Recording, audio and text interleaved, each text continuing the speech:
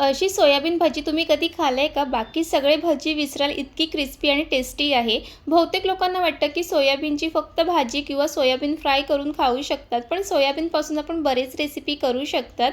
पण आज मी तुम्हाला अशी रेसिपी दाखवणार आहे की घरातले सगळे पुन्हा पुन्हा मागतील आणि सगळ्यात खास म्हणजे हे भजी बाहेरच्या स्नॅक्सपेक्षा पण जास्त हेल्दी आहे. कारण सोयाबीन म्हणजे फुल प्रोटीन. पण लक्षात ठेवा, एक छोटी मिस्टेक झाली ना तर भजी सॉफ्ट पडतील आणि सगळी मेहनत आहे ती वाया जाईल. आता तुम्हाला इथे दाखवते की भजी किती कुरकुरीत झालेली आहे. तुम्ही इथे आवाज त्याचा ऐकू शकतात.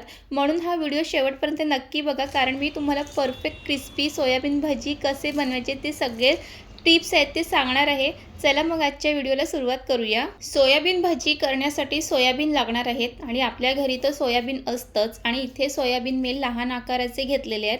मोठे आकाराचे पण असतील तेही तुम्ही घेऊ शकता. तुमच्याकडे जे सोयाबीन असतील ते घ्या. तर इथे मी इतके सोयाबीन हे घेतलेले आहेत आणि तुम्ही तुमच्याप्रमाणे कमी जास्त घेऊ शकतात.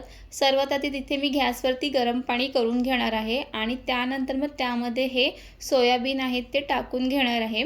जर तुम्हाला गरम पाण्यामध्ये सोयाबीन टाकायचे नसतील तर तुम्ही मग थंड पाण्यामध्ये सुद्धा सोयाबीन एक 5-7 मिनिटासाठी भिजून ठेवू शकतात.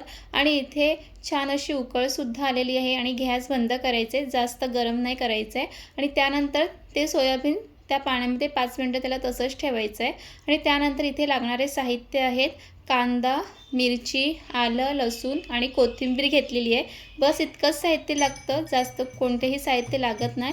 आणि इथे आलं, लसूण, मिरची याचं वाटण करून घेणार आहे आणि वाटण आहे ते बारीक करून घ्यायचं आहे. आणि इथे तुम्ही पाहू शकतात की अशा पद्धतीचं हे वाटण करून घ्यायचं आहे. आणि त्यानंतर ह्यामध्ये कांदासुद्धा घालणार आहे. कांदा इथे एकच घातलेला आहे. त्यानंतर कांदासुद्धा बारीक असं कट करून घ्यायचं आहे आणि त्यासोबतच कोथिंबीरसुद्धा बारीक कट करून घेणार आहे. आणि सोयाबीन भजी तर आधीपासूनच हेल्दी आहे, पण अजून तुम्हाला हेल्दी करायची असेल तर तुम्ही ह्यामध्ये ना बारीक करून ना खिसून ना गाजरसुद्धा घालू शकतात. तर इथे बारीक करून घेतलेला कांदा, कोथिंबीर आणि वाटण हे तयार आहे. तुम्हाला घालायचं असेल तर तुम्ही ह्यामध्ये गाजरसुद्धा घालू शकतात, खिसून वगैरे घालू शकतात. आणि त्यानंतर सोयाबीन आहे ते जास्त पाण्यामध्ये भिजून ठेवायचं नाही. इथे 5 मिनिटच पाण्यामध्ये भिजून ठेवलेले आहे. त्यानंतर सोयाबीनला पाण्यामधून काढून घेणार आहे आणि सोयाबीनमधलं पाणी काढून घ्यायचं आहे. त्यामुळे त्यामध्ये 2-3 वेळा थंड पाणी टाकून सोयाबीनसुद्धा थंड करून घेणार आहे. आणि एक महत्त्वाची टिप्स की सोयाबीनला ना 10-15 मिनिटासाठी पाण्यात भिजून ठेवू नका. 5 मिनिटं खूप झाले. त्यानंतर मग सर्व सोयाबीनमधलं ना असं पाणी काढून घ्यायचं आहे. ही स्टेप खूप महत्त्वाची आहे, तर ही नक्कीच करायची आहे. सोयाबीन जर तुम्हाला खायला आवडत असेल आणि सोयाबीनचे बरेच रेसिपी करायलासुद्धा आवडत असेल तर आपल्या चॅनलवरती सोयाबीनपासूनचे बरेच रेसिपी आहेत, जसे की soybean bhurji, soybean biryani, soybean fry, soybean भाजी, हे असे अनेक रेसिपी आपल्या चॅनलवर आहे. आणि इथे सर्व सोयाबीनमधलं सगळं पाणी आहे ते काढून घेतलेलं आहे. तुम्हाला इथे दाखवते. सोयाबीनमधलं सर्व पाणी हे काढूनच घ्यायचं आहे. आणि त्यानंतर मग मिक्सरचा भांडा घ्यायचा आहे आणि त्यामध्ये सर्व जे सोयाबीन पाणी काढून घेतलेले ते त्यामध्ये टाकून घ्यायचं आहे. आणि त्यानंतर मिक्सरला फिरून घ्यायचं आहे आणि त्यामध्ये अजिबात पाणी वगैरे काहीच घालायचं नाही आहे. चला मग आता मिक्सरला फिरून घेऊया.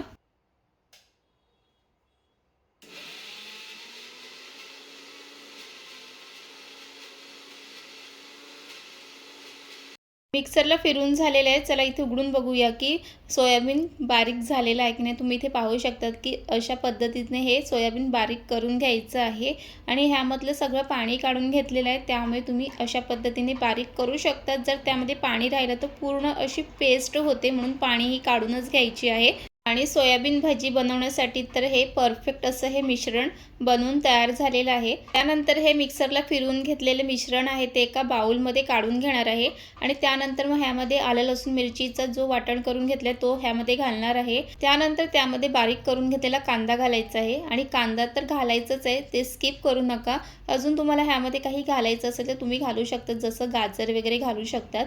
त्यानंतर मग ह्यामध्ये बेसन घालायचं आहे. इथे मी आधी सुरुवातीला 2 चमचेच बेसन घालणार आहे आणि परत लागलं तर परत घालायचे. आणि त्यानंतर मग घरची मसाले घालून घ्यायची, जसं की हळद, घरगुती मसाला, चवीनुसार मीठ आणि गरम मसाला घालायचा आहे. आणि त्यानंतर मग बारीक करून घेतलेली कोथिंबीर त्यामध्ये घालायची आहे आणि जिरंसुद्धा घालायचं आहे. हे सर्व व्यवस्थित मिक्स करून घ्यायचं आहे. आणि ह्यामध्ये अजिबात पाणी घालायची गरज नाही आहे, कारण सोयाबीनमध्ये सुद्धा ओलावा आहे, त्यामुळे ते छान असं मिक्स होतं.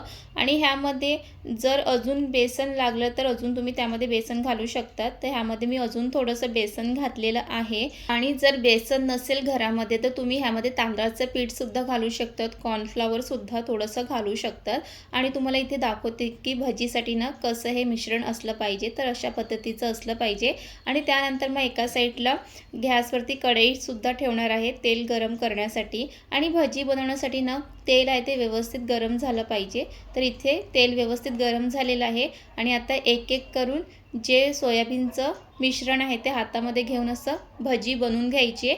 लहान मोठे तुम्ही तुमच्याप्रमाणे भजी बनवून घ्यायचे. तर इथे मस्त एका बाजूने भजी छान असे तळून घ्यायचे आहेत आणि त्यानंतर मग दुसऱ्या बाजूने ते पलटूनसुद्धा घ्यायचे आहेत. आणि गॅस आहे ते मंद आचेवरतीच ठेवायचं आहे, कारण ते आतूनसुद्धा छान कुरकुरीत झाले पाहिजे. आणि सोयाबीनची भजी फ्राय करून घेताना ना जास्त वेळसुद्धा लागत नाही. तर तुम्ही ते पाहू शकतात की मस्त असं भजीला रंगसुद्धा आलेला आहे आणि भजीला दोन्ही बाजूने कुरकुरीत होईपर्यंत तळून घ्यायचे आहेत. आणि इथे कुरकुरीत असे हे सोयाबीन भजी फ्राय करून झालेले आहेत. त्याला आता एका प्लेटमध्ये काढून घेणार आहे आणि प्लेटमध्ये टिश्यू पेपर घालून घेतलेला आहे, म्हणजे जो काही एक्स्ट्रा ऑइल असेल ते निघून जाईल. त्याच पद्धतीने सर्व भजी आहेत ते करून घेणार आहे. आणि मी आता एकाच वेळेला हे सर्व भजी कढईमध्ये टाकून घेणार आहे आणि मग चमच्याने असं वरूनसुद्धा गरम तेल घालायचं आहे, म्हणजे भजी छान असे होतात. आणि तुम्ही ते पाहू शकतात की जे कुरकुरीत फ्राय असे भजी करून घेतलेत ते वाटतच नाही की सोयाबीनपासून हे बनवलेले भजी आहेत. आणि मी तर इथे एका साईडला कुरकुरीत भजी फ्राय करूनसुद्धा घेते आणि खातसुद्धा आहे, कारण ना खरंच खूप म्हणजे खूपच टेस्टी झालेले आहे. आणि आपण बरेच वेळा चिकनचे भजी वगैरे बनवतो, त्याच पद्धतीचे हे सोयाबीन भजीसुद्धा लागतात. जर तुम्ही व्हेज खात असाल तर नक्कीच हे सोयाबीन भजी बनवा. तर चला इथे दोन्ही बाजूने छान असे हे कुरकुरीत भजी फ्राय करून झालेले आहे आणि इथे पाहू शकतात की किती छान असा रंगसुद्धा आलेला आहे आणि ते तितकेच ना क्रिस्पीसुद्धा बनून तयार झालेले आहेत. तर चला मग आता ना एक एक करून सगळे आहेत ते प्लेटमध्ये काढून घ्यायचे आहेत. आणि भजी आहेत ना हे बनवायला जास्त वेळसुद्धा लागत नाही. एक 10-12 मिनटामध्ये तर हे भजी बनून तयार होते. आणि कधीही जर आपल्याला भूक लागली किंवा सोयाबीनपासून काहीतरी बनवून खायचं असेल तर हे नक्कीच ट्राय करा.